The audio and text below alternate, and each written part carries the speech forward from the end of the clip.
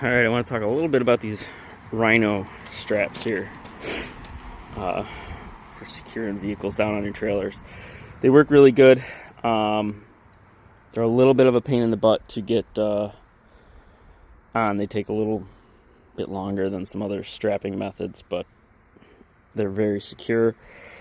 One of the important things when you put them on, it's kind of a pain, right, is I try to get this black thing where this D-ring is rubbing it, and I try to get it so that this D-ring and this part are in line with the center of the hub. On the back wheels it doesn't matter quite as much.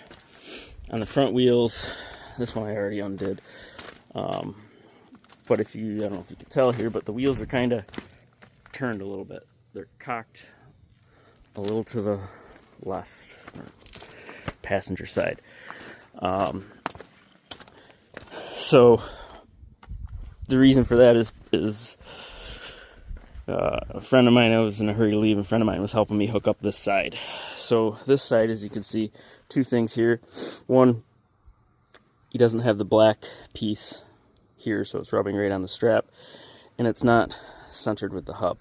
Here again, in the back wheels, it doesn't matter as much because they don't turn. But if we look at the front wheel, see how I was putting all the force on the front of this tire rather than in the center?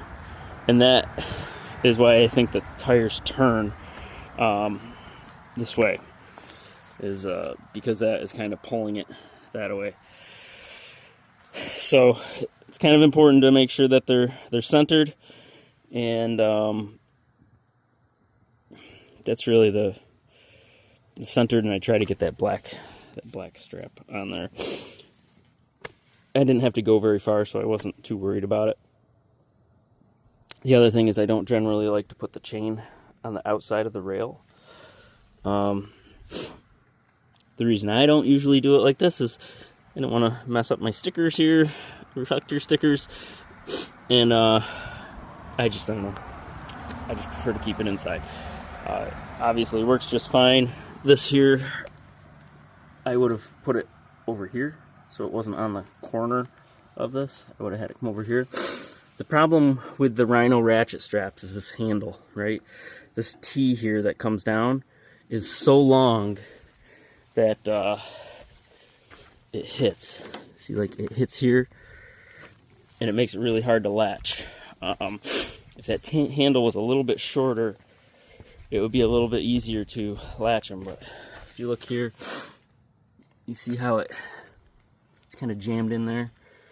So in order to get this to close properly and lock, you really got to jam it in there. It's kind of a pain. If you spin it around and do it just right, you can get it so it doesn't hit the trailer. But unless you're doing it all the time, you never remember which way that is until you put it on and you're like, shit, that's the wrong way, and then you got to undo it and redo it. And I didn't have the time. I had to get going. So that's all. I just wanted to give a little rundown on that. They work really well. They're just not very fast to put on and off. I've thought that I might just run a chain through this D-ring on the back here down to these hooks on the trailer. Just loop it through, pull the machine forward, and that would secure the back, and then just do the front with those straps. I might try that in the future, see how that works. Problem is my hook on my chain doesn't fit through that D-ring. The Rhino D-ring is too small to accept your standard hooks here, so that was kind of the pain. I wanted to try and do that, but it won't. 3/8 hook won't go through the Rhino D-ring there on the back, so you have to get a bigger D-ring back here in order to do that. That's it. My quick little review on the Rhino wheel straps.